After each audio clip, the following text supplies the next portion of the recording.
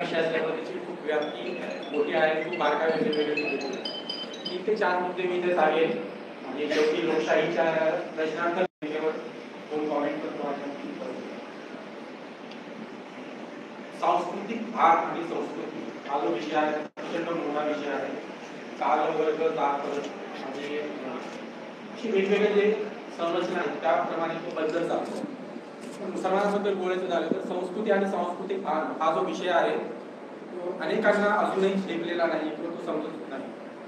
बुद्धिजीवी जो वर्ग आहे तो संस्कृतीची व्याख्या करतो किंवा सांस्कृतिक भाग जपतो. धर्म बांधताना सांस्कृतिक खूप मोठं वावगं असतं किंवा ते त्याच्यावर बोलत नाही. बोलत नाहीच्या पेक्षा ते त्यांना कळत नाही त्यामुळे ते बोलत नाही. त्यांना वाटतं की इस्लाम म्हणजे संस्कृती असं त्यांना वाटतं. इस्लाम हा धर्मशास्त्राचा विषय आहे, विधिशास्त्राचा विषय आहे. तो एक घटक आहे संस्कृतीमध्ये. आणि इस्लाम धर्मच्या अनुषंगाने आलेले किंवा धर्म अनुयायीत्वातून आलेले जे वेगवेगळे घटक आहेत किंवा वेगवेगळ्या धर्माच्या अनुषंगाने प्रादेशिकता धर्म यातून जे सहजीवनातून आणि समन्वयातून जे उत्पन्न झालेलं जे घटक असतात ते सुद्धा संस्कृतीमध्ये येतात. पण धर्म म्हणून इस्लाम म्हणून संस्कृती असं एक शेरमाता आणि मोकळे झाले असं नसतं. हे मुस्लिम मराठी साहित्य संमेलन आहे. 90च्या दशकात सुरू झालेलं 35 वर्ष झालेली आहेत. एक मोठी सांस्कृतिक चळवळ होती. ज्यावेळेस हे सुरू झालं त्यावेळेस अनेकांना प्रश्न उपस्थित केलेला आहे. शाळेने सर बसलेले आहेत, जावेद पाशा बसलेले आहेत, बरेच मान्यवर आहेत की हे नेमकं काय सुरू केलं, मुस्लिममध्ये नेमकं काय असा प्रश्न उपस्थित केला. प्रश्न उपस्थित करणाऱ्यांना सामाजिक भान होतं का असा इथं प्रश्न पडतो.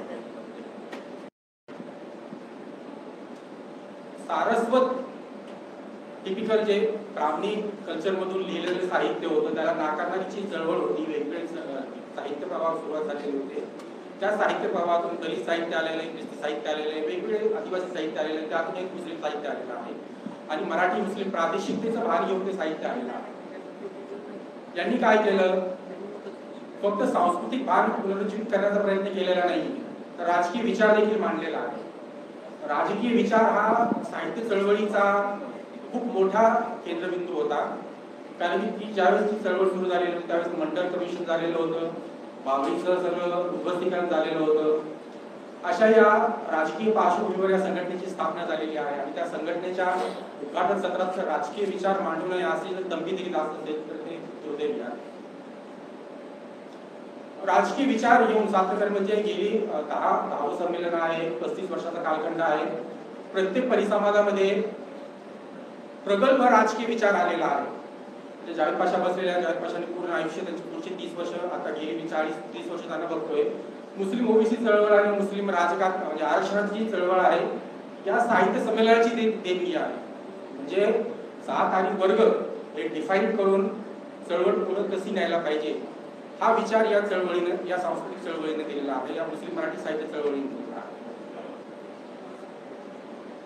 आता आपण ज्यावेळेस आव्हानावर बोलतोय म्हणजे आव्हान हा खूप मोठा विषय आहे त्यामुळे मी त्याच्यावर बोलणार नाही. 2 मुद्दे बोलतो. आता पहिला मुद्दा असा आहे की सांस्कृतिक हल्ले किंवा आक्रमण हे काय असतं. तर गेली 10-12 वर्ष आपण पाहिलेलं आहे. थोडक्यात जर आपण विचार केला तर त्या हिजाबचा मुद्दा प्रामुख्याने येतो. रामजादे हरामजादे सुरुवातीच्या काळात आलेला होता. त्याच्यावर फारच लोकांनी भाष्य केली किंवा त्याला भाष्य करण्याची गरजही वाटलेली नाही. बुलडोझर जेनोसाईड आता जे चालू झालेलं आहे, शेवटचं जे आता आर्थिक बहिष्कार झालेला आहे, आर्थिक बहिष्काराची शेवटची जी कडी होती महाराष्ट्रातली ती डोंबिवलीची होती आणि आता काश्मीर नंतर जे प्रकरण सुरू झालेलं आहे त्या इतकं आर्थिक म्हणजे प्रोपगंडा मॉडेल इतकं जे सक्रिय पद्धतीने आलेलं आहे. आज लोकसभेमध्ये लेख आलेला आहे त्या सगळ्या RSSच्या मांडणीवर, हिंदुत्ववाद्यांच्या मांडणीवर प्रकाश टाकणारा आणि त्याच्यावर पडदा टाकणारा तो लेख आहे. आर्थिक बहिष्करण जे आहे ते सुद्धा सांस्कृतिक आघात आहे. पण आपण त्याला कसं घेतो म्हणजे आर्थिक बहिष्काराची भूमिका घेताना किंवा मुसलमानांकडून कुठलीही वस्तू घेऊ नये हे सांगताना मुसलमानांना वस्तू विकू नये हे सांगितलं जात नाही. तो ग्राहक आहे, मोठा गट आहे, विकत नाही आम्ही म्हणजे त्यांना त्याच्याकडून खरेदी करायची नाही पण त्यांना विकायचं नाही असंही सांगत नाही. तर हे अकॉन्स्टिट्यूशन आहे, असंविधानिक गोष्टी आहेत. त्यामुळे त्याच्यावर न बोललेलं बरं हे. परंतु तरीही आपले मंत्री महोदय घटनात्मक पदावर बसलेले राज्यातले मंत्री, केंद्रातील मंत्री उघडपणे सांगतात, भूमिका घेतात, शिबिरामध्ये, भाषणांमध्ये, युट्यूबच्या व्हायरल व्हिडिओमधून ते सातत्याने सांगत असतात. ही जी यंत्रणा आहे हे म्हणजे वेगवेगळ्या प्रकारचे जे हल्ले करतात अशी खूप मोठी यादी आली. 20-22 गेल्या 37 आहे सगळ्यांच्या संख्या.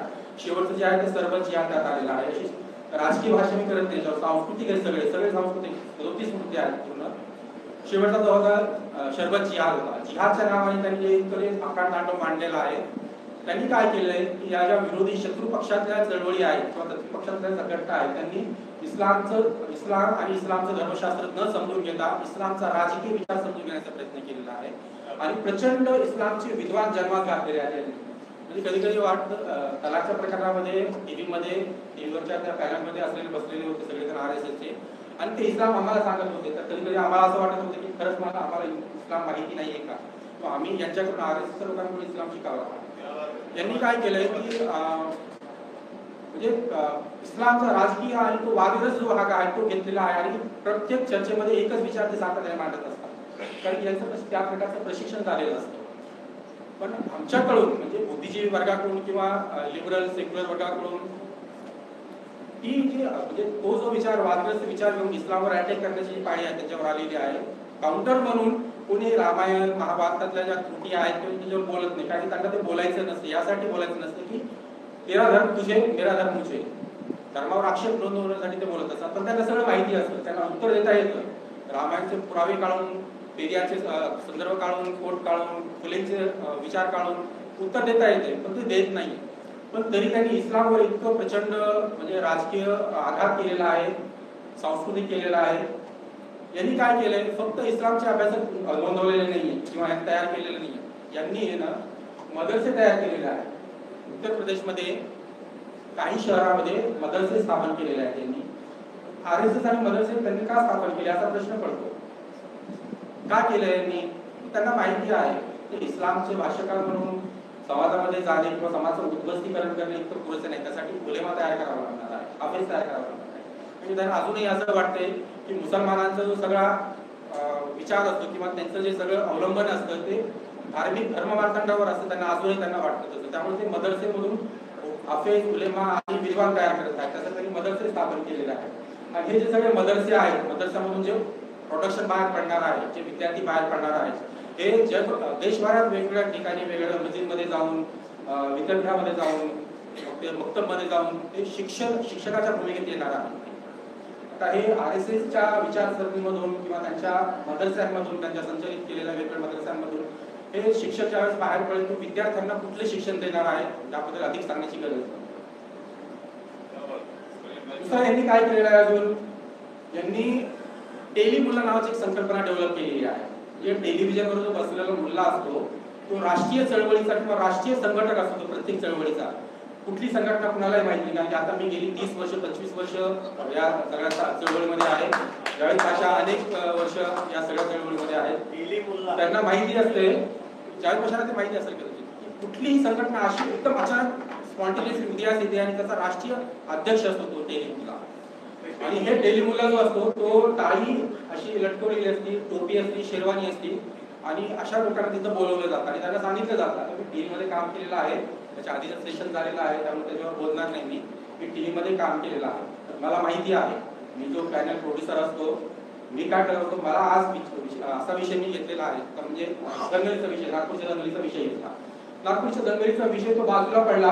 मोहन भागवत काय म्हणाले किंवा RSSने काय भूमिका घेतली हा विषय मोठा झालेला आहे. मग याचा पॅनल सजवायचा आहे मला. मी कुणाला बोलवणार, जे विरोधी मताचे आहेत त्यांना नाही बोलवणार.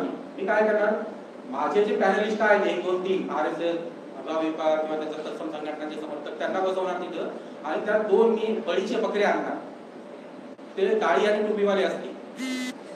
हे जे 3 लोक आहेत त्यांना झापणार, शिव्या देणार, वेगवेगळ्या पद्धतीने भांडणं करणार, आकांड तांडव करणार.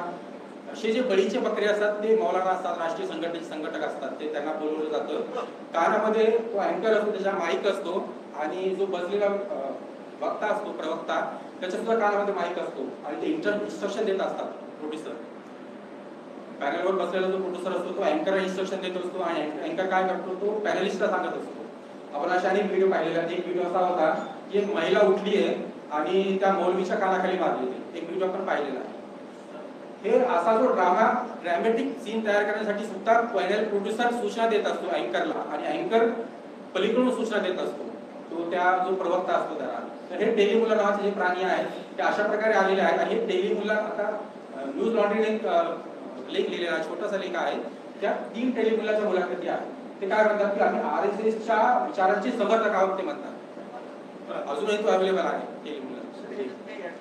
समर्थक आहेत असं सांगतात आणि मी ABVPच्या आणि RSSच्या त्या मुळातून आम्ही घडलोय आणि आम्ही उघडपणे सांगतोय की आम्ही RSSचे समर्थक आहोत.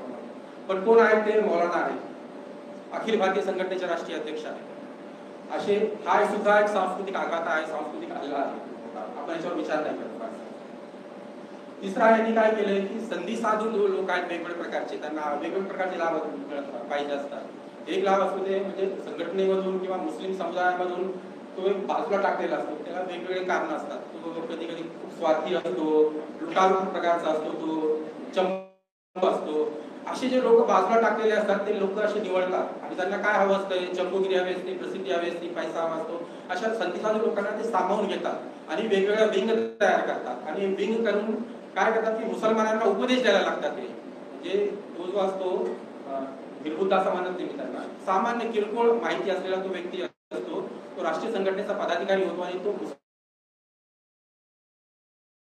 बुद्धिमंतांना धर्मवार्तांना उपदेश द्यायला लागतो की मुसलमानांनी असं केलं पाहिजे, मुसलमानांनी तसं केलं पाहिजे. तर हा सुद्धा एक सांस्कृतिक आघात आहे. संधी साधून सामावून घेणे आणि त्यांना आपल्या पद्धतीने राबवून घेणे, म्हणजे पेरोल तयार करणे.